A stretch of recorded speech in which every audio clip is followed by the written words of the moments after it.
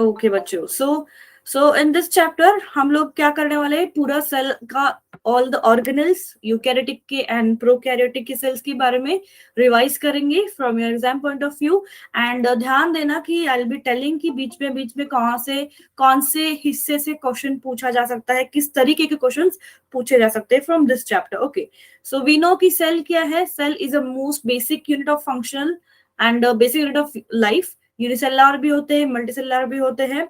अगर आपको क्वेश्चन ऐसा बनता है कि सेल डिस्कवर किसने किया एंड न्यूक्लियस किसने देखा, तो these are the two different scientist. क्योंकि एंटोन सर इन्होंने क्या किया था, जब जैसे ट्रीज के बार्क होते हैं ना, ट्रीज के बार्क के ऊपर उन्होंने कुछ माइन्यूट नेकेड आई से नहीं देख सकते, अब जब उसको माइक्रोस्कोप के अंदर देखा गया तो समथिंग ऐसा कुछ स्ट्रक्चर देखा उन्होंने।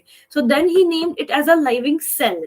बट बाद में उसके अंदर का जो न्यूक्लियस था उसको रॉबर्ट ब्राउन इन्होंने देखा। सो सेल एंड न्यूक्लियस के बारे में क्वेश्चन क्या है, प्लीज ध्यान से देख के देन पढ़ो। बट बाद में क्या हो गया बच्चों, लेटर ऑन शिल्डन एंड श्वान नाम के दो साइंटिस्ट है, इन्होंने क्या देखा कि ये जो सेल है, लिविंग ऑर्गेनिजम्स जो बने हैं सारे के सारे, वो एक तो सेल बने हैं और सेल के प्रोडक्ट से बने हैं। तो उन्होंने सिर्फ इतना ही कहा, शिल्डन एंड श्वान ने, कि cells are the basic unit of living organism and living organism cell और सेल के प्रोडक्ट से बना है। बट ये नहीं कहा कि ये जो सेल के प्रोडक्ट्स है ये आते कहाँ से है ना, ये क्वेश्चन मार्क था। इसलिए ये सेल थ्योरी जो थी अभी भी अधूरी थी। तो इसको पूरा कर दिया रुडोल्फ विर्चॉव इन्होंने। So what he said, sometimes this can form your 1 mark question. Omnis cellular, इसका मतलब क्या हो गया कि सेल के जो एग्जिस्टिंग सेल्स है उन्हीं में से न्यू सेल्स जो है वो आने वाले हैं। So this phrase means that products are nothing but the coming from their parents. So that is how the cell theory came into origin. So cell theory अगर 2 मार्क का क्वेश्चन बता है, पूछा गया है, what all things you will write, you will write first about की कैसे Schleiden and Schwann in cell is a structural and functional unit of life, इसको तो आप लिखोगे। देन सेल यूनिसेलुलर है, मल्टीसेलुलर है, ये भी एक सेंटेंस लिखोगे। थर्ड स्टेटमेंट आप लिख सकते हो, कैसे शिल्डन एंड श्वान ने कहा गया कि सेल जो है वो लिविंग ऑर्गेनिज्म सेल और सेल प्रोडक्ट से बना है। फोर्थ पॉइंट में लिखोगे कि this theory was then updated by Rudolf Virchow saying these two things. तो यहाँ पे आपको ये दो स्टेटमेंट्स को लिखना ही बाय डिफॉल्ट लिखना है, इसके बिना सेल थ्योरी का क्वेश्चन अधूरा रहेगा।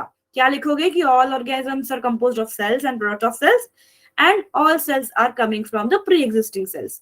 इतना सेल थ्योरी का क्वेश्चन आ सकता है, so you should be able to write it. अब अलग अलग शेप एंड साइज के सेल है, सी माइकोप्लाज्मा जो है वो सबसे स्मॉलेस्ट है, देन ऑस्ट्रिच का एग जो है that is the largest cell. Does anybody know longest cell कौन सा है, आपको सिखाया होगा। एनीवन, लॉन्गेस्ट सेल कौन सा है? अलग अलग शेप देखो, cuboidal, columnar, circular. Yes, that is correct, very correct. Nerve cell जो होता है that is the longest cell. Very good, good. तो चलते हैं प्रोकैरियोटिक सेल की तरफ। प्रोकैरियोटिक सेल में बहुत से शेप्स है, जो बैक्टीरिया होता है अलग अलग शेप का आता है, करेक्ट। सो अगर स्पेरिकल शेप में है तो उसको कोका है, कुछ ऐसे रेक्टेंगुलर शेप का है तो बैसिला है, देन इट्स अ स्पिरुलम, ऐसे वेवी स्ट्रक्चर जैसा है। एंड अगर कोमा शेप का है तो इट्स व्हाट, अ विब्रियो। सो इतना ये भी शायद आपको क्लियर है ना, यहाँ पे तो मुझे नहीं लगता किसी को ज्यादा डाउट होगा, तो मैं थोड़ा आगे चल रही हूँ। अगर कहीं भी आपको लगता है कि रुक जाओ और कोई रिपीट करो तो इमिडिएटली मुझे बता देना। देन जैसे बैक्टीरियल सेल की शेप्स हो गए, आगे आते हैं कि बैक्टीरियल सेल में और क्या होता है, प्रोकैरियोटिक सेल में और क्या होता है। It has cell wall, cell membrane, cytoplasm, but nucleus नहीं है, और माइटोकॉन्ड्रिया, ईआर और गोल्गी जैसे जो भी एंडोमेम्ब्रेन सिस्टम के ऑर्गेनल्स थे वो उनके पास नहीं है। तो बेसिक सी चीजें काफी कि सेल वॉल है उनके पास, सेल मेम्ब्रेन है, साइटोप्लाज्म है। जेनेटिक मटेरियल जो होता है वो फ्रीली साइटोप्लाज्म में बस ऐसे ही पड़ा हुआ है, you can see here. But साथ ही इस जेनेटिक मटेरियल के साथ ही और एक सर्कुलर डीएनए होगा जिसको कहते हैं प्लाज्मिड। तो what is plasmid? If it is asked for one more question, plasmids are the extra chromosomal DNA present in prokaryotic cell.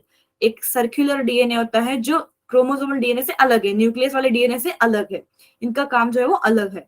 Okay, and lastly आप लिखोगे अबाउट द मेसोसोम, ये मेनी अ टाइम्स बोर्ड के question में भी आया है, मतलब आपके फाइनल एग्जाम में भी आ सकता है कि व्हाट आर मेसोसोम्स। तो ये सिर्फ प्रोकैरियोट की ही खासियत है कि ये जो प्लाज्मा मेम्ब्रेन है कभी कभी ऐसे इनफोल्डिंग्स बनाता है, sometimes it makes some foldings like this, जिसको मेसोसोम्स कहते हैं। ऐसा क्यों? ताकि वो रेस्पिरेशन में हेल्प कर सके। कुछ ऐसे इंपॉर्टेंट प्रोसेस, रेस्पिरेशन हो गया, रेप्लिकेशन हो गया, then to increase the surface area of a cell, तो ऐसे इंपॉर्टेंट ग्रोथ में हो गया। सो कुछ ऐसे इंपॉर्टेंट प्रोसेसेस के सेल के ये मेसोसोम स्ट्रक्चर हेल्प करता है। मेसोसोम क्या है? प्लाज्मा मेम्ब्रेन का ही फोल्डिंग है।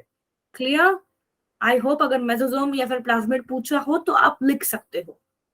तो जो सेल वॉल है वो सेल एनवेलप का हिस्सा होता है, विच मीन्स सेल एनवेलप जो है it is found only in what? Prokaryote cell. तो प्रोकैरियोट सेल का जो आउटर लेयर होता है उसमें तीन हिस्से होते हैं, ग्लाइकोकैलिक्स, सेल वॉल और मेम्ब्रेन वाला।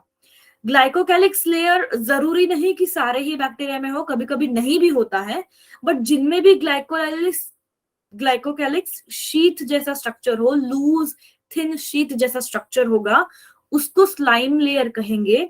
और अगर एक प्रॉपर टफ स्टिफ कवरिंग जैसा स्ट्रक्चर है ग्लाइकोकैलिक्स का तो उसको कैप्सूल कहेंगे। मतलब कुछ ऐसा वेवी स्ट्रक्चर है तो स्लाइम लेयर, अगर कुछ ऐसा टफ स्ट्रक्चर है तो कैप्सूल। ये एक कवरिंग है, ऊपर का सबसे बाहर का सबसे आउटर कवरिंग होता है बैक्टीरियल सेल में। उसके अंदर का लेयर जो आएगा, सो इसके अंदर आएगा सेल वॉल। और सेल वॉल का काम क्या है? प्रोटेक्शन देना, सपोर्ट करना। सेल वॉल की जो अंदर फिर आएगा thin, that is the cell membrane या plasma membrane. So plasma membrane क्या करता है? मेनली ट्रांसपोर्ट के लिए रिस्पॉन्सिबल है ना, active transport, passive transport. Selectively permeable का मतलब क्या होता है कि प्लाज्मा मेम्ब्रेन सिर्फ कुछ ही आयंस को या फिर कुछ ही कंपाउंड्स को, मॉलिक्यूल्स को अंदर आने देता है, सारों को भी आने नहीं देगा। So what ever is required, जो भी जरूरत है उन्हीं चीज की ट्रांसपोर्ट की जाती है, ऐसे रैंडमली किसी को भी अंदर नहीं लेता है।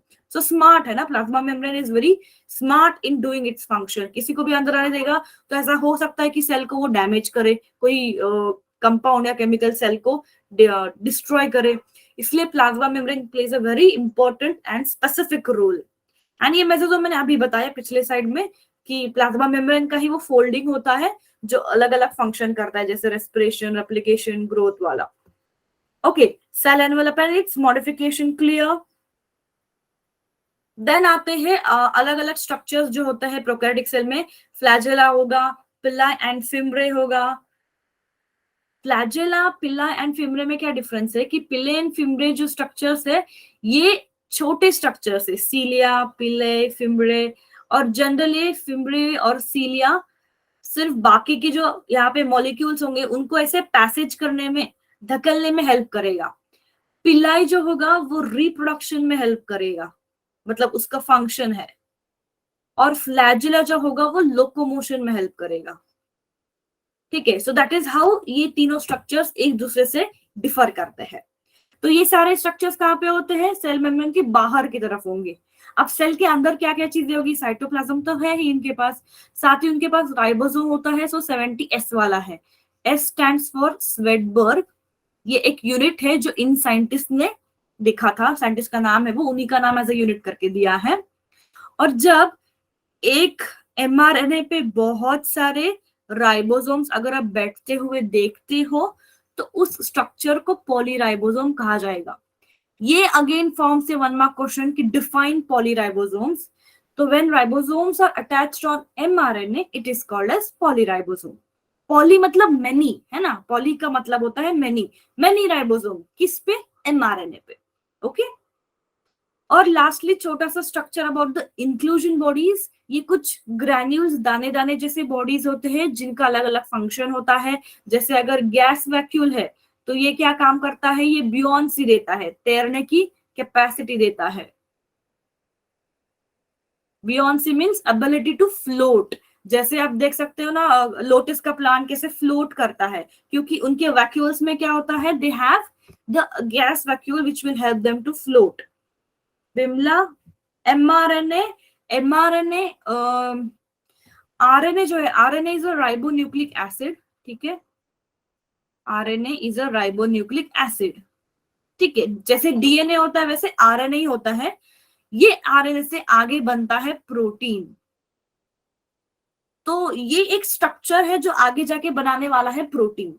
तो mRNA is called as messenger RNA.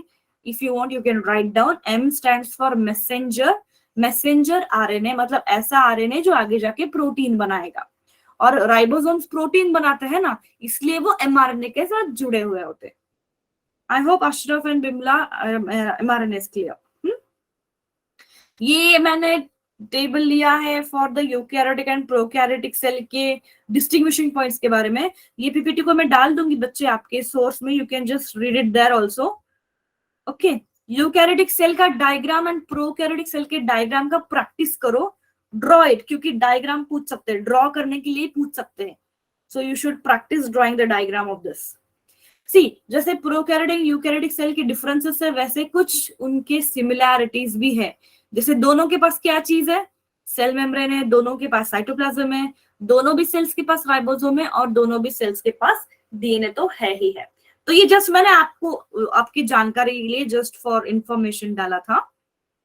Okay, तो इतना हो गया प्रोकैरियोटिक में। क्या क्या देखा हमने, cell envelope, then cell membrane, then देखा हमने flagella, pili, and fimbriae and ribosome और प्लाज्मिड और न्यूक्लियस के बारे में।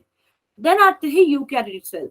अब यूकैरियोटिक सेल अगेन ये आपका एनसीईआरटी का ही डायग्राम है, इसको ड्रॉ करके आपको प्रैक्टिस करना है, थ्योरी क्वेश्चन इस पे बनती है। तो यूकैरियोटिक सेल में it can be divided as plant and animal cell.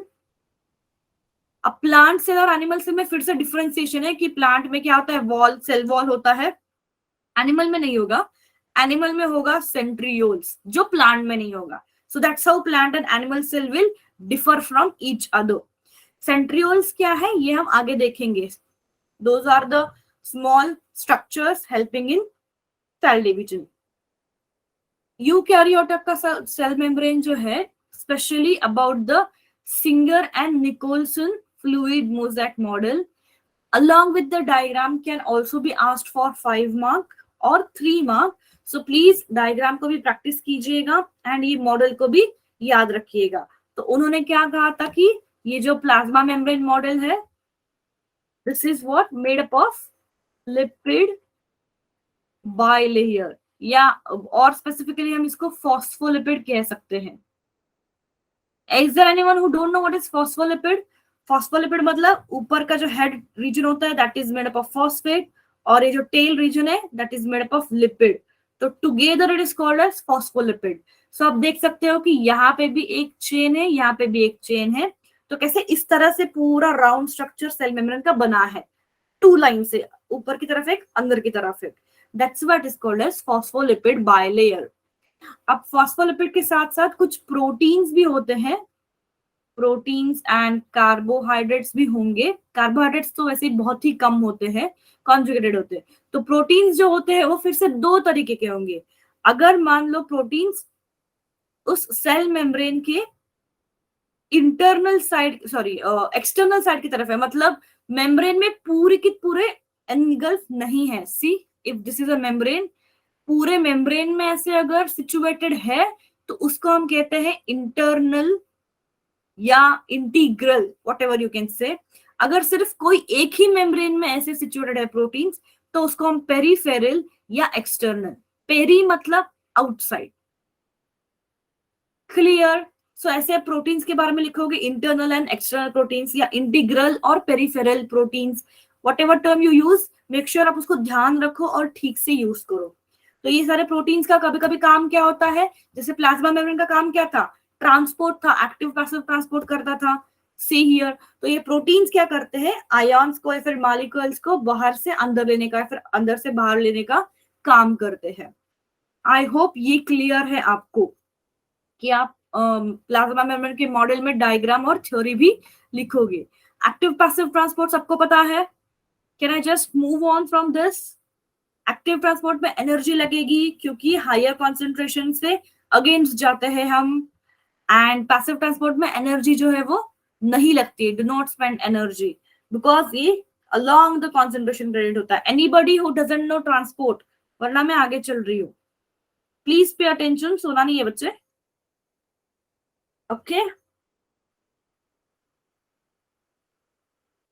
ठीक है. सो अब this is again about the transport only. Okay fine. तो आते हैं एंडोमेम्ब्रेन सिस्टम में. एंडोमेम्ब्रेन सिस्टम जो सिर्फ हमारे यूकैरियोटिक सेल में होता है. बट एंडोमेम्ब्रेन सिस्टम में कौन से ऑर्गेनल्स आएंगे? आप ईआर के बारे में पढ़ोगे, गोल्गी के बारे में पढ़ोगे, माइटोप्लास्टिड, lysosome and vacuoles.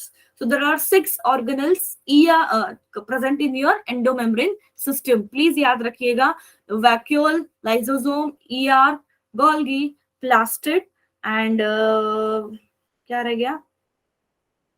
Yeah, that's all. तो इन 6 ऑर्गेनल्स में nucleus is not going to come as the endomembrane system. बहुत बार मैंने बच्चों को देखते हुए लिखा है कि वो लोग एंडोमेम्ब्रेन सिस्टम में न्यूक्लियस भी डाल सकते हो या वैक्यूल भी आता है. Yes correct. सो ईआर दो तरह के हो गए. I am directly jumping to the main point. ER क्या है? एंडोप्लाज्मिक रेटिकुलम न्यूक्लियस से अटैच होता है. क्यों? क्या होता है ना बच्चे, these are the DNA structure जो क्या होगा, न्यूक्लियस में होगा, जो जेनेटिक मटेरियल हम कहते हैं. डीएनए से बनता है आरएनए, स्पेसिफिकली एमआरएनए. ये होता है न्यूक्लियस में. अब क्या होगा, न्यूक्लियस के बाहर आ जाएगा साइटोप्लाज्म में ईआर के तरफ, स्पेशली राइबोसोम वाले आरईआर की तरफ, मतलब आरईआर विच कंटेन्स राइबोसोम. क्या होगा अब जब एमआरएनए इस राइबोसोमल एंडोप्लाज्मिक रेटिकुलम के पास आएगा, देन इससे बनाया जाएगा प्रोटीन. फिर इस प्रोटीन को आगे भेजा जाएगा टू द गोल्गी. तो ये एक पूरा प्रोसेस है. कैसे जैसे आप कुछ अगर चीज ऑर्डर करते हो, मान लो आपने कुछ ऑर्डर किया, वो गोडाउन से उठाया, उसको ठीक से पैकेज किया, देन इसको डिस्पैच किया उसके पर्टिकुलर डेस्टिनेशन की तरफ. तो कैसा एक बड़ा प्रोसेस होता है, वैसे ही प्रोटीन बनाना भी एक बहुत अच्छा सा प्रोसेस है. Starting from the DNA till the Golgi. Golgi क्या करेगा, ये एक पर्टिकुलर वेसिकल में पैक करके इसको, इस प्रोटीन को फिर उसका जो भी डेस्टिनेशन है या उसका जो भी टारगेट है वहां पे उसको वो भेज देगा. तो भेजने के लिए भी एक रूट या फिर ट्रैक होता है जिसका काम होता है साइटोस्केलेटन में. बताऊंगी मैं उस टाइम पे, ठीक है. तो that is how the flow is. इसलिए क्या होता है ना, ईआर को, गोल्गी को, सबको एक दूसरे के साथ कनेक्टेड रहना जरूरी है, क्योंकि साथ साथ में उनका काम चलेगा. दे और have a coordinated function. So that's how you can सी कि न्यूक्लियस के साथ ही ये आरईआर जो है वो जुड़े हुए हैं. इसके बाद ही ऊपर में आप आसपास में आप ऐसे गोल्गी देखते हो, है ना, ताकि ये सारा चीजें ठीक से चला जाए. सो अब आरईआर अगर प्रोटीन बनाता है तो SER, that is smooth endoplasmic reticulum, जो है it is involve in your lipid synthesis. Cool, इतना काफी है यहाँ पे आपके इसके लिए, ठीक है. आगे चलते हैं अबाउट द गोल्गी. अब ईआर ने जो प्रोटीन बना के भेजा है वो गोल्गी क्या करेगा, रिसीव करेगा इन वेसिकल्स में हमारे बनने वाले प्रोटीन, उसको ठीक से पैकेजिंग एंड ट्रांसपोर्ट का काम करेगा. See, it is going to do the packaging and transport. ठीक है, ये तो उनका स्ट्रक्चर है कि वो फ्लैट डिस्क स्ट्रक्चर्स होते हैं parallel to each other. You can read that. मैं आपको हाईलाइटेड पॉइंट्स बता रही हूँ यहाँ पे, ठीक है. सो ट्रांसपोर्टेशन करते करते सो यहाँ से यहाँ ऐसे वो मूव होके then again in the vesicle, secretory vesicle से मदद से जहां पे भी उनका टारगेट है वो प्रोटीन का, उधर उस चीज को भेजा जाएगा. सो साथ ही प्रोटीन के ट्रांसपोर्ट एंड पैकेजिंग के साथ और एक चीज वो क्या करता है Golgi, to synthesize glycoprotein and glycolipid. Many a times one mark question ऐसे बहुत बार पूछा है कि what is the site of lipid synthesis, तो it is a SER. What is the site of glycolipid और glycoprotein, it is a Golgi apparatus. दोनों अलग चीजें, प्लीज ध्यान दे के क्वेश्चन को अटेम्प्ट करना. ओके, नेक्स्ट हमारा एंडोमेम्ब्रेन सिस्टम आता है लाइसोसोम एंड वैक्यूल्स. छोटे छोटे हमारे वैक्यूल से बहुत बड़ा काम करते हैं. But okay, why lysosome called as suicide bags? Why lysosome called as suicide bags? Anyone?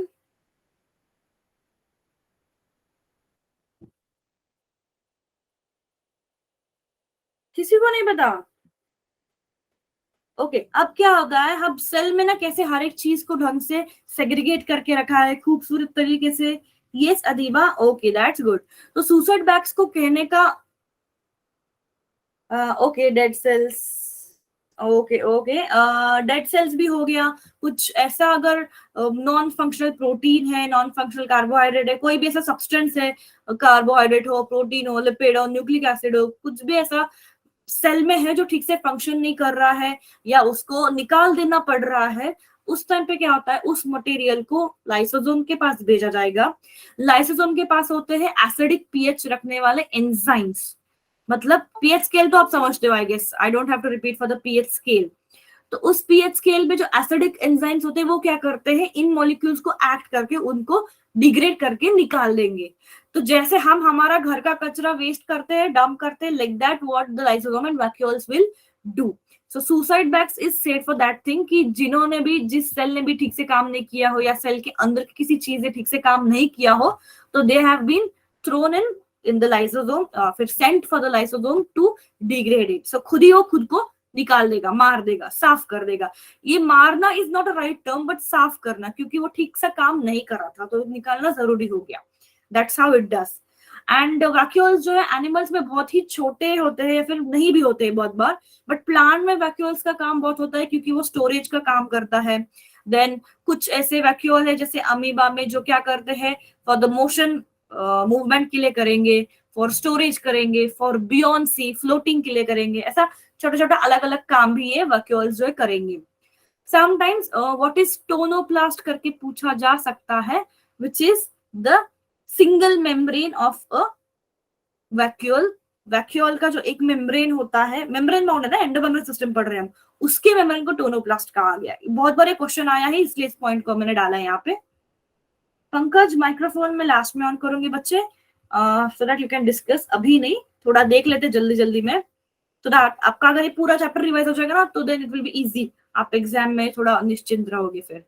Okay, अब माइटोकॉन्ड्रिया का डायग्राम आपको याद करना है। ओके, माइटोकॉन्ड्रिया का कॉमन नेम जल्दी, जैसे लाइसोसोम का हमने कहा it is a suicide bag, mitochondria को क्या कहेंगे हम?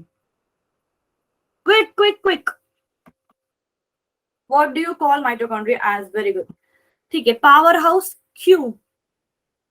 Power is given in what form?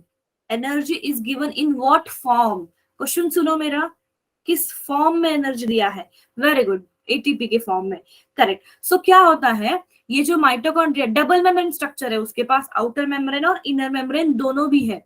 तो इनर एंड आउटर मेम्ब्रेन का ये जो, आप ठीक से देखो, थोड़ा सा ध्यान देके, इनर एंड आउटर मेम्ब्रेन का यहाँ पे अगर आप फोकस करोगे तो this is the place where electron transport system चलता है। ये क्या है आप आगे के क्लासेस में पढ़ोगे।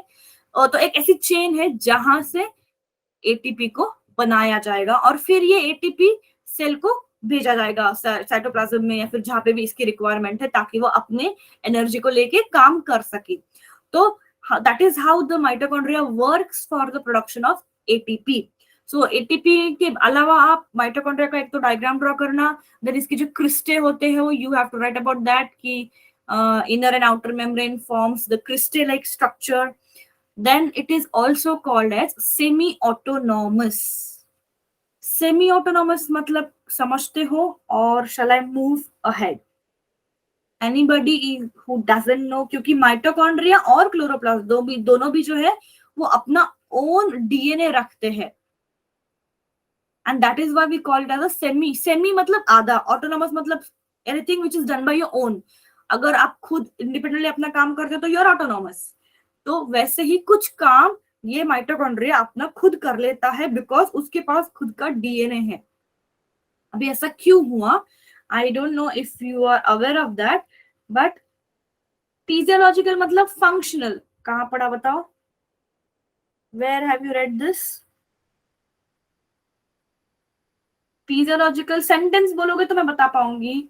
जो भी फंक्शन होते हैं फिजियोलॉजिकल फंक्शंस, जैसे एटीपी प्रोड्यूस करना एक फिजियोलॉजिकल फंक्शन है इस माइटोकॉन्ड्रिया का, तो it's a physical function which it carries out. हाँ, मुझे पूरा सेंटेंस बताना पड़ेगा, सिर्फ वर्ड बता रहे हो मुझे आप बच्चे। With respect to what, if you can tell then I can tell you. जो भी फंक्शन कैरी आउट करते हैं उनको फिजियोलॉजिकल फंक्शन कहा जाता है, जैसे यहाँ पे एटीपी का बनाना। ओके, तो सेमी ऑटोनोमस बच्चा इसलिए कहा गया, जैसे बहुत सालों पहले क्या हो गया, ध्यान दो, ये पूछा नहीं जाएगा, आपके इंफॉर्मेशन के लिए है ये। क्लोरोप्लास्ट और माइटोकॉन्ड्रिया को क्या किया था, these were the independent living prokaryotes, ठीक है, बहुत प्रिमिटिव ऑर्गेनिजम्स थे ये। कुछ सालों में क्या हो गया, some of the eukaryotic cell engulfed, engulf क्या मतलब खुद में वो इंजेस्ट कर लिया, डाइजेस्ट कर लिया, तो उनका क्या हो गया, उनके सेल का वो हिस्सा बन गया माइटोकॉन्ड्रिया। ऐसा क्यों, क्योंकि एयूकैरियोट सेल ने देखा कि भाई ये एनर्जी प्रोड्यूस कर रहा है अपने आप में, डीएनए तो है ही उसके पास, साथ ही वो अपने आप में एनर्जी बना सकता है, तो ये खुद को और हमें भी एनर्जी दे सकता है, इसलिए वो एनगल्फ कर लिए। तो इस तरह से वो माइटोकॉन्ड्रिया यूकैरियोटिक सेल का पार्ट बन गया, हिस्सा बन गया। अब क्या हो गया, आगे चल के कुछ सेलों ने क्लोरोप्लास्ट, प्लास्टिड्स जो होते हैं, प्लास्टिड को भी एनगल्फ कर लिया। तो जिन सेल ने उनको एनगल्फ किया वो रह गया एज अ प्लांट, क्योंकि प्लांट में क्लोरोप्लास्ट मिलता है, और जिन यूकैरियोटिक सेल में क्लोरोप्लास्ट को एनगल्फ नहीं किया वो हो गए animal cells. So that's how the story goes in the long run, कि हाउ ये दो सेल, सेल नहीं, ये दो ऑर्गेनल एक हिस्सा बन गए यूकैरियोटिक सेल का, ठीक है। आपसे अभी प्लास्टिड की तरफ, जैसे मैंने कहा कि ये भी सेमी ऑटोनॉमस है, अभी मैंने इसकी कहानी बताई है आपको। Okay, so it's again a double membrane structure, contains outer and inner membrane, बीच में का जो स्पेस होता है जहां पे रिएक्शंस चलती है, it is called stroma. Stroma में क्या होता है, you have a stack of coin like structure जिसको ग्राना या ग्रैनम कहते हो, एंड इस stack of, sorry, stack of थैलेकॉइड्स, इस स्टैक ऑफ थैलेकॉइड्स को कहा जाएगा ग्रैनम। मेनी टाइम्स बच्चे उल्टा लिख देते हैं, stack of granum is called as thylakoids. Please take care, आप ठीक से लिखो, एक एक जो पीस होता है उसको, एक एक स्ट्रक्चर को थैलेकॉइड कहा है, और जब बहुत सारे थैलेकॉइड एक के ऊपर एक रखोगे तो ग्रैनम बनेगा। तो मेक श्योर कि आप इस पे गलत ना जाओ। Okay, see it is written thylakoids are present in stroma as a stack और like a pile of coins called as grana, ठीक है। एक के ऊपर एक के ऊपर एक थैलेकॉइड रखते जाओगे तो वो एक पाइल बनेगा, एक ग्रैनम बनेगा। एंड स्ट्रोमा में क्या होता है, बहुत सारे ऐसे एंजाइम्स होते हैं, प्रोटीन्स होते हैं जो आपके फोटोसिंथेसिस, बहुत इंपॉर्टेंट रिएक्शन करता है ना क्लोरोप्लास्ट, उसमें हेल्प करते हैं। तो उसमें भी ये जो लोकेशन है, अगर आप ये थैलेकॉइड देखोगे, थैलेकॉइड का अगर जो मेम्ब्रेन है ना, इसको अगर आप जूम करोगे तो उस जगह पे चलने वाला है फोटोसिंथेसिस। आपको ये पूरा चैप्टर ही है फोटोसिंथेसिस, तो आप उधर देखोगे, यहाँ पे फिर से क्लोरोप्लास्ट के बारे में you will again come across there. So यहाँ पे देख लो कि आप ठीक से स्ट्रक्चर को समझते हो, ताकि आगे जाके फोटोसिंथेसिस को समझने में आसानी हो। देन टाइप्स में 3 टाइप से प्लास्टिड की, leucoplast, chloro and chromoplast. Anyone what is chromoplast quickly? Chromoplast क्या होता है बच्चों?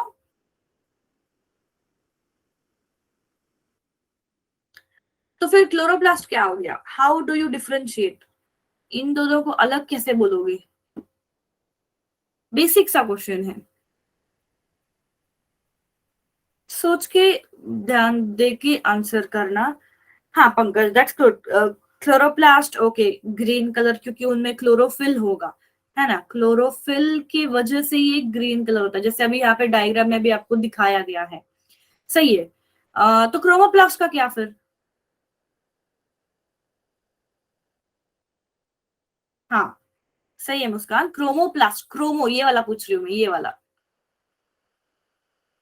हाँ, यस सही है, correct. So this chromoplast can be also responsible, जो आपके फूल के कलर होते हो, फ्रूट्स के कलर होते हो, यस, उसके लिए ये क्रोमोप्लास्ट ऑर्गेनेल जो है वो रिस्पॉन्सिबल है। जैसे अलग अलग येलो ऑरेंज कलर दे दिया, रेड कलर दे दिया, तो उसके लिए ये वाला प्लास्टिड प्रेजेंट होता है। या गुड गुड। एंड ल्यूकोप्लास्ट क्या होता है, ये तो कलरलेस है। तो भाई अब कलरलेस है मतलब मैं कलर तो दे नहीं पाता, तो चलो स्टोरेज का काम कर लेता हूँ। That's how the leucoplast did. कुछ तो है ना, कुछ तो काम आ जाए ना वो सेल के। तो अमाइलोप्लास्ट ने क्या स्टोर कर लिया? हाँ, व्हाइट या कलरलेस बोल लो उसको, स्टार्च स्टोर कर लिया। इलियोप्लास्ट क्या स्टोर करते हैं? Fat and oil. And elaioplast proteins को स्टोर करने लग गए। तो दैट्स हाउ कि ल्यूकोप्लास्ट ने अपने फंक्शन को अडाप्ट कर लिया, जैसे जैसे सेल्स में ये अलग अलग स्टोरेज का काम करेगा। Clear plastid? इस डायग्राम को आपको प्रैक्टिस करनी है, you have to draw and practice it.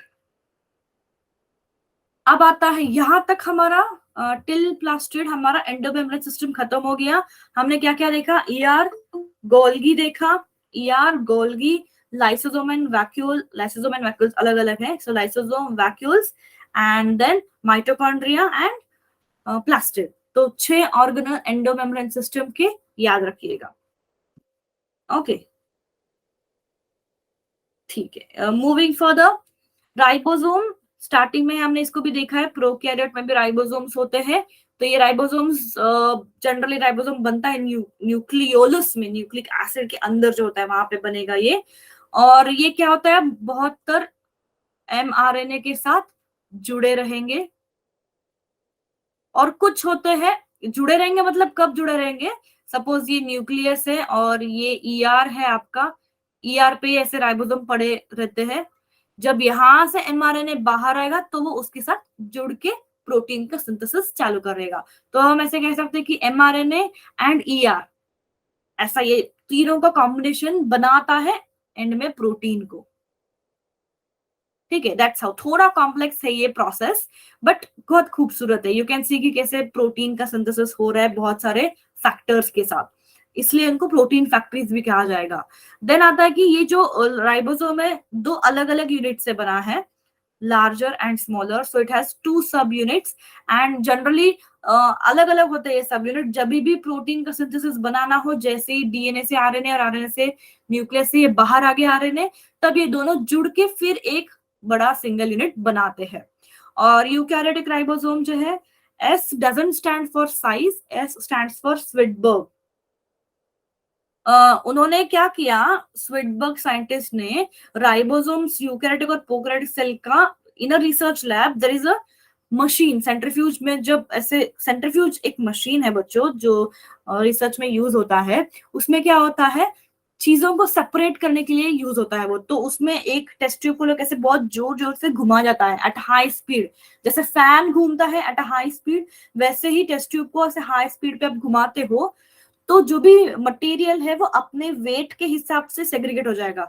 जो हैवी होता है वो नीचे जाके बैठ जाता है ट्यूब में ही, हेवियर वाला सब्सटेंस नीचे होते हैं और लाइटर वाले सब्सटेंस ऊपर, तो अपने वेट के हिसाब से वो डिस्ट्रीब्यूट हो जाएंगे। सो दैट्स हाउ प्रोकैरियोटिक वाला जो था वो हेवी था, 80s था। S doesn't stands for size, it stands for Svedberg, scientist का नाम है। और सॉरी यूकैरियोटिक 80s आ गया एंड प्रोकैरियोटिक जो था वो थोड़ा साइज में छोटा हो गया। But S is not for size, please. Separate cream for milk churning होता है वो, सेंट्रिफिकेशन नहीं। ये तो आप मिक्सी वाला थिंग बोल रही हो यार, जो ग्राइंडर होता है। ठीक है, कुछ वैसा ही उसका मैकेनिज्म होगा बट नॉट एग्जैक्टली सेम, थोड़ा अलग है, थोड़ा रफ आइडिया मिक्सी के जैसे आप बोल सकते हो मान लो, बट वो वाला आइडिया अलग है, कॉन्सेप्ट अलग है। Pankaj, mRNA, rRNA, rRNA is ribosomal RNA, ये राइबोसोम के अंदर ही आरएनए होता है जिसको राइबोसोमल आरएनए कहते हैं। ये राइबोसोमल आरएनए एंड कुछ प्रोटीन्स, इन दोनों से बना है एक राइबोसोम। और ये साथ में जब mRNA see, just a second, actually बहुत सही कॉन्सेप्ट है बट आपके 12th स्टैंडर्ड में है, यहाँ पे है नहीं वो, but I will give you a rough idea, बहुत क्यूरियोसिटी है यहाँ पे। ओके तो राइबोसोम, सपोज अभी एमआरएनए ये डीएनए है जो न्यूक्लियस में है, डीएनए ने किया ट्रांसक्रिप्शन। अब ट्रांसक्रिप्शन ट्रांसलेशन आपको नहीं बताऊंगी मैं, अलग कॉन्सेप्ट है, अलग चीज पढ़ेंगे आप इसके बारे में। इसने बनाया mRNA, mRNA stands for messenger RNA, जो कैरी करता है मैसेज फॉर प्रोटीन, कि प्रोटीन किस तरह से बनाया जाएगा। इसको फिर बाहर भेजा जाएगा साइटोप्लाज्म की तरफ, जहां पे ईआर और राइबोसोम्स मिला के बनाएंगे ये प्रोटीन को। अब जब हम यहाँ पे राइबोसोम स्ट्रक्चर के बारे में पढ़ रहे हैं, तो राइबोसोम भी बना है दो चीजों से, rRNA which stands for ribosomal RNA, उसको शॉर्ट में आरआरएनए लिखते हैं, प्लस कुछ अलग प्रोटीन से। तो ये दोनों मिला के बनाते हैं राइबोसोम को। तो इन दोनों का जब वेट कम ज्यादा होता है then it is been as a 80s और 70s। तो जनरली यूकैरियोट में 80 वाला दिखाया है राइबोसोम को एंड प्रोकैरियोट में 70 वाला। ओके अभी के लिए इतना ही कॉन्सेप्ट याद रखो, ये चीजें और क्लियर होगी, 12th में भी आपके ये पढ़ोगे आप, आगे भी चैप्टर्स है जहाँ पे आप पढ़ोगे आप, तो अभी के लिए इतना ही याद रखो, काफी है। Okay Pankaj, RNA is ribosomal RNA जो न्यूक्लियोलस में बनेगा। अब साइटोस्केलेटन, जैसे हमने गोल्गी तक क्या देखा कि क्या हो रहा था, प्रोटीन का सिंथेसिस, पैकेजिंग, ट्रांसपोर्टेशन हो रहा था। तो अब क्या हो जाएगा, ये प्रोटीन को मान लो वहां से गोल्गी से निकल के उसको वापस से जाना है, मान लो किसी न्यूक्लियस के पास जाना है, वापस आना है न्यूक्लियस में, उसका कुछ काम है। तो उसको जो डायरेक्शन या रूट या ट्रांसपोर्ट जो होता है, इंट्रासेलुलर ट्रांसपोर्ट, वो होता है cytoskeleton. So in a cell you can see कुछ ऐसे पटरी जैसे, रेल के पटरी जैसे कुछ फिलामेंट्स होते हैं। सी टेक्निकली वैसा नहीं है, ये तो मैं आपको समझाने के लिए कुछ एग्जांपल्स देती हूँ ताकि आपको दिमाग में एक आइडिया बन जाए कि यार ये क्या काम करता हो। तो इस पे से वेसिकल्स को ट्रांसपोर्ट किया जाएगा उसके पर्टिकुलर टारगेट की तरफ, that is what is called as intracellular transport. And cellular movements मतलब जो सेल में साइटोप्लाज्म होता है वो हमेशा it is in a fluid या wavy nature, it keeps on moving, still नहीं है, एक जगह पे बैठा नहीं है, कुछ ना कुछ सेल में चीजें चलती रहती है। तो वो सारे मूवमेंट जो होता है वो एक पर्टिकुलर ट्रैक में होता है, जैसे रेन ट्रैक्स पे चलती है ट्रेल, वैसे ही वो ट्रैक्स का देने का काम ये साइटोस्केलेटन करेंगे। So along with giving a shape to the cell, it is involve in transport and cellular movements. और साइटोस्केलेटन ये जो फिलामेंट्स है, ये 3 फिलामेंट से बना है, microfilament, intermediate filament and microtubules. Okay तो साइटोस्केलेटन में इतना ही याद रखो कि it is a filament used for maintaining the shape of cell, transport and cellular movements. It is made up of 3 types: microfilament, intermediate filament and microtubules. अभी के लिए इतना ही याद रखो, काफी है। इसका डिटेल्स हम we will again go through that during the next classes. अब आते हैं सीलिया एंड फ्लैजेला के तरफ। तो सीलिया एंड फ्लैजेला में क्या डिफरेंस है कि सीलिया जो होते हैं वो स्मॉल होते हैं एंड नंबर जो उनका होता है वो many, they are many in number. But flagella जो होता है वो इट्स अ लार्ज या longer you can say, and it is less in number, 1 या 2 ऐसे कुछ फ्लैजेला होंगे। ठीक है, तो comparatively ma'am again what Ashraf, cytoskeleton it is going to be involved in the main function like shape देना, cell को कोई पर्टिकुलर शेप दे सकता है। इंट्रासेलुलर ट्रांसपोर्ट मतलब जैसे अभी मैंने कहा था कि गोल्गी में कैसे प्रोटीन बन रहा था, प्रोटीन बनने के बाद वो वेसिकल को ट्रांसफर किया जाएगा उसके टारगेट की तरफ। टारगेट मतलब सेल के अंदर ही किसी और ऑर्गेनल को प्रोटीन की जरूरत है, तो उसको उस ऑर्गेनल को पहुंचाने के लिए जो रूट रहेगा, जो रास्ता रहेगा, जो ट्रैक रहेगा, that forms your cytoskeleton. This I am giving you idea, ऐसा कहीं पे भी आपको लिखा हुआ नहीं मिलता है बच्चों, ये तो मैं आपको समझाने के लिए बता रही हूँ। ठीक है, ऐसा लिखना मत, kindly do not right like this, please use this scientific words. ठीक है, आपको समझाने के लिए कि ये कैसा हो सकता है, सेल में कैसी चीजें चल रही है, इसका पिक्चर देने के लिए मैं आपको ऐसे बता रही हूँ। तो ऐसा कुछ चलता है कि कैसे ये मॉलिक्यूल्स, प्रोटीन के वेसिकल्स जो है वो मूव होंगे।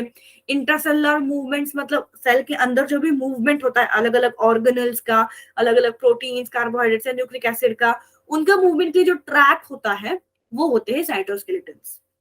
और उनके जो ये 3 टाइप्स है वो actin, that is microfilament, intermediate filament and microtubules, 3 type से ये साइटोस्केलेटन बने होंगे। Hope Ashraf it's clear. Okay fine. So cilia and flagella can be distinguished by number, size and model of beating, मतलब किस तरह से वो काम कर रहे हैं। and 9+2 arrangement you can see here. Is anybody having doubt in this arrangement? 9+2 arrangement देख सकते हो ना आप कि जो ये किससे बना है, these are made up of microtubules. ठीक है, तो ये माइक्रोट्यूब्यूल्स डबलेट्स होते हैं। डबलेट होना मतलब क्या, 2 में होना। तो यू कैन सी 1 2 3 4 5 6 7 8 और 9, एंड बीच में जो होती है, बीच में 2। सो ऐसा होता है 9+2 अरेंजमेंट, एंड ये जो है वो सारे डबलेट है। तो ये जो सारे पेरिफेरल डबलेट्स है ये भी बीच वाले के साथ अटैच हो जाएंगे बाय द रेडियल स्पोक्स। तो सीलिया एंड फ्लैजेला में 9+2 होता है अरेंजमेंट, और जब हम आगे देखते हैं अबाउट द सेंट्रोसोम, उसमें 9+0 सेम ही स्ट्रक्चर है, सेम ही है, बहुत सा इन दोनों में बहुत सारी सिमिलैरिटीज है, फंक्शंस अलग अलग है। Okay, so that's how your cilia and flagella work. एक बार ये टेबल पढ़ लो बच्चों, how cilia and flagella are different, size में, नंबर में, उनका function you can see how they are different. Read it once, I want you to read it once.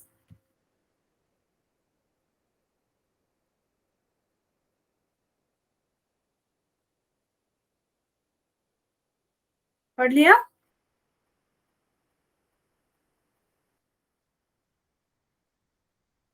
Okay, सो चलते हैं आगे।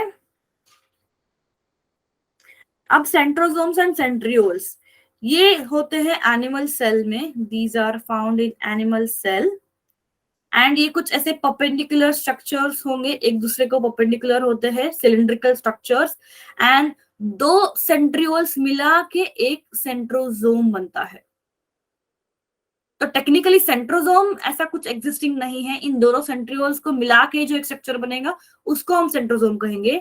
अब ये सेंट्रियोल्स का जो अरेंजमेंट होता है, इसमें भी कुछ ट्यूब्यूल्स होते हैं, ऐसे ऐसे ट्यूब्यूल्स होंगे। सी, अगर उस सेंट्रियोल को आप तोड़ के देखोगे, you could see something like this. So जहां पे सीलिया एंड फ्लैजेला में डबलेट था, यहाँ पे ट्रिपलेट हो जाएगा अब, और ये बनाएगा ट्यूब्यूलिन प्रोटीन से। So you can C 1 2 3 now, देख सकते हैं 1 2 3, ऐसे 9 है, ऐसे 9 है, और बीच में यहाँ पे कुछ नहीं है, that's why 9+0 arrangement. I hope इतना तो ये आपको क्लियर ही है ना? If it is clear, these are the basic things, you can read it.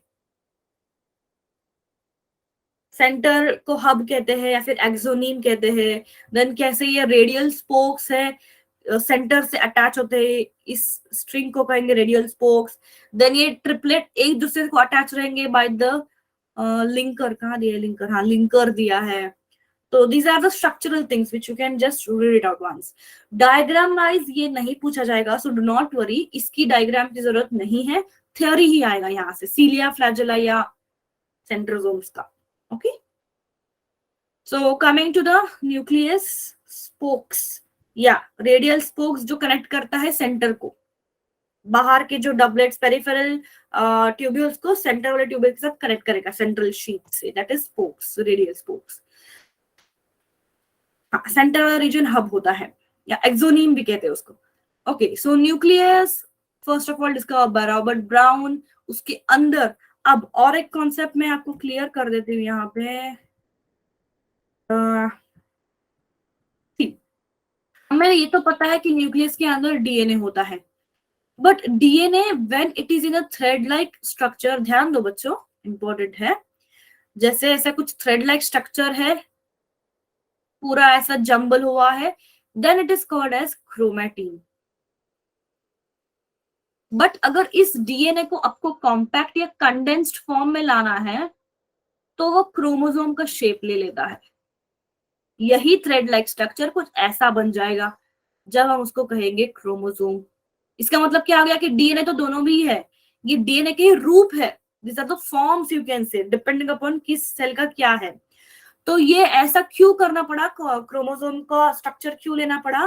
क्योंकि सेल जब डिवाइड होता है, एक सेल से जब दो सेल बनते हैं, तो अपना डीएनए भी वो देगा, है ना, खामा का डिवाइड क्या करना है, सब कुछ देना पड़ेगा ना। जब सेल एक से, जैसे human beings when they give rise to the young one, complete body बनाता है, आंखें, ऑर्गन, पैर, हाथ, सब कुछ देता है ना, वैसे ही एक सेल जब डिवाइड करेगा, it will give its everything including DNA and organelles.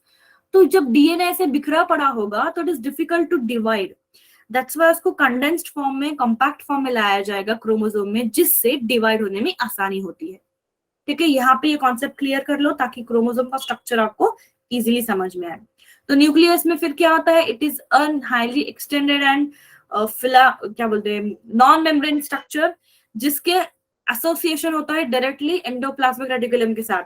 जैसे हमारी कहानी क्या थी कि न्यूक्लियस से हमको बाहर भेजना है आरएनए को, ताकि वो प्रोटीन बना सके, इसलिए it is been continuously attached with the endoplasmic reticulum. कौन सा वाला? आरईआर, राइबोसोम वाला एंडोप्लाज्मिक रेटिकुलम के साथ ये न्यूक्लियस अटैच हो जाएगा, ताकि जो भी ट्रांसपोर्ट होता है वो आसानी से हो। अब और एक चीज जो आप लिखोगे न्यूक्लियस में, that is about here nuclear pore. आप यहाँ पे देख सकते हो कुछ पोर्स। ये न्यूक्लियर पोर्स क्या करते हैं, मूवमेंट ऑफ द मॉलिक्यूल्स को अलाउ करते हैं, जैसे आरएनए हो, प्रोटीन हो, इन मॉलिक्यूल्स का बाहर आना या जाना जो भी ट्रांसपोर्ट होता है, that is via nuclear pore. Many a time again 1 mark question. Erythrocytes मतलब आरबीसीज और जो जाइलम की सी ट्यूब सेल्स है, उनके पास ज्यादातर ये न्यूक्लियस नहीं होता है, बिकॉज उनका काम ट्रांसपोर्टेशन का है, not by forming the proteins and all.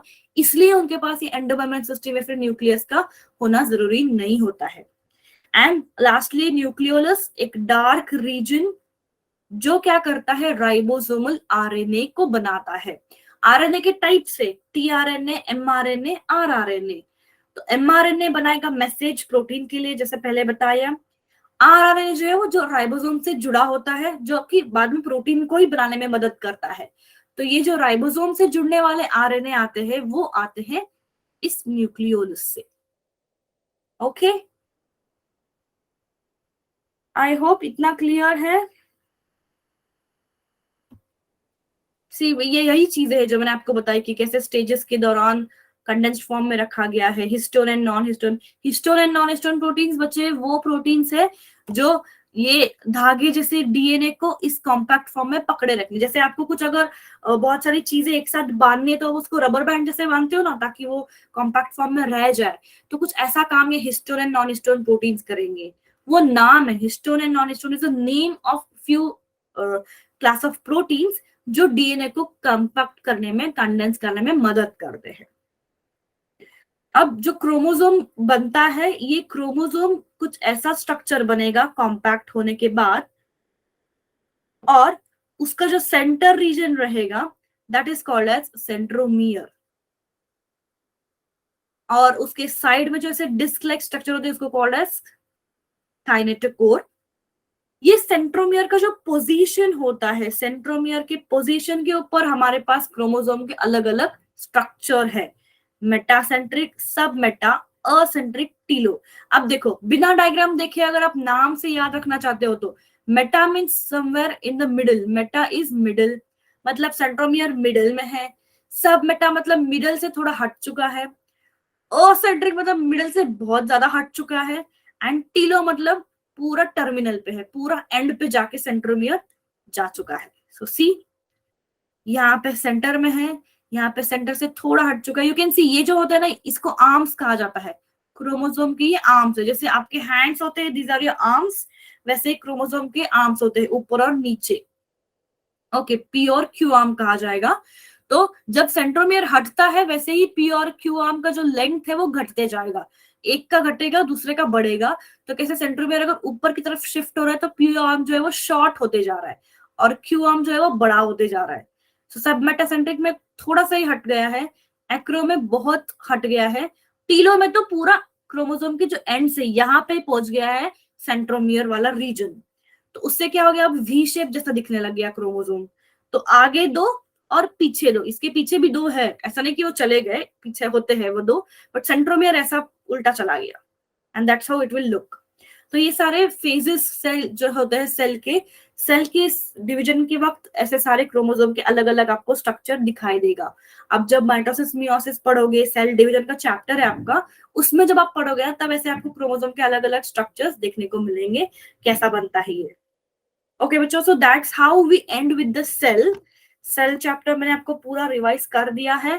आपको डायग्राम्स बताए हैं मैंने कि कौन सा डायग्राम आ सकता है, कौन से मार्क के लिए पूछा जा सकता है, आपको किस तरह से लिखना है, प्रोकैरियोट और यूकैरियोट का डिफरेंशिएशन पूछा जा सकता है। So I hope till now everything is clear. Satellite DNA, microbodies नहीं लिया क्या मैंने, रुक जाओ। माइक्रोबॉडीज मतलब छोटे बॉडीज, जैसे पैरोक्सिसोम, ग्लाइकोसोम्स। हाँ यहाँ पे है, सी पैरोक्सिसोम एंड ग्लाइकोसोम्स। ये ऐसे बॉडीज है जो कभी कभी आपके सेल में ऑक्सीडेशन रिएक्शन जो चलते हैं, उन रिएक्शन के प्रोडक्ट्स जो बनते हैं, उनको निकालने में हेल्प करता है। जैसे पैरोक्सिसोम का अगर मैं बताऊं, ये क्या होता है, when you respire, during the respiration कुछ ऐसे हार्मफुल, जैसे हाइड्रोजन पेरोक्साइड H2O2, ऐसे कुछ मॉलिक्यूल्स बनते हैं जो सेल के लिए अच्छे नहीं होते हैं। तो सेल क्या करेगा, जैसे पेरोक्सीसोम के पास उस मॉलिक्यूल को भेज देगा और वो मॉलिक्यूल को वहां पे डिस्ट्रॉय किया जाएगा। So that's how these organelles like microbodies help in the oxidation reactions of the cell. Satellite DNA मतलब ऐसा end of the DNA chromosomes, ends of the chromosomes जो होते हैं, जो जनरली एक्टिव नहीं होते हैं या फिर जो जनरली ट्रांसक्रिप्शन या फिर रेप्लिकेशन के प्रोसेस में पार्टिसिपेट नहीं करते हैं।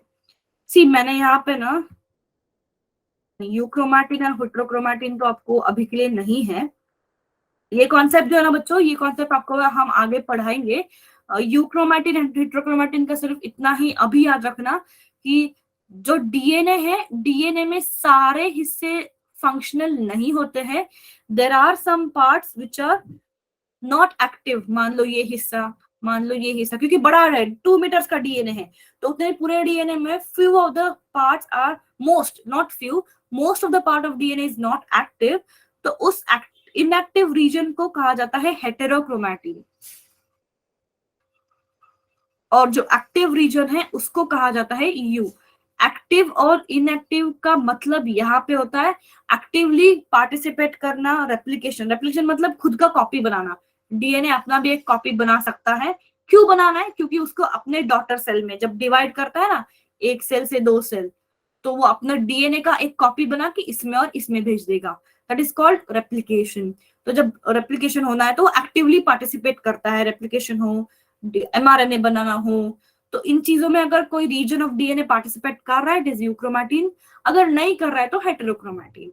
एंड जनरली यूक्रोमैटिन जो होते हैं वो ऐसे आर्म्स में पाए जाएंगे। यहाँ पे सेंट्रोमियर वाले स्ट्रक्चर में जो डीएनए बनेगा वो हेटेरो होगा, क्योंकि वहां पे टाइटली पैक हुआ है। मतलब अगर आपने किसी चीज को रबर से बीच में टाइटली बांध दिया तो उसको खोलने में दिक्कत होती है, बट ऊपर का और नीचे का हिस्सा जो होता है वो थोड़ा फ्रीली एक्सेसिबल होता है। तो कुछ ऐसे ही होता है वो क्रोमोसोम का structure and hetero and euchromatin का region. Yes, anything else? Okay बच्चों, wish you best of luck. अच्छे से पढ़ो, अच्छे से लिखो, एंड टेंशन ना लीजिए। एक बार पूरा एनसीईआरटी आप पढ़ के जाओगे ठंडे दिमाग से, तो आई एम वेरी श्योर कि आप अटेंड कर सकते हो ठीक से।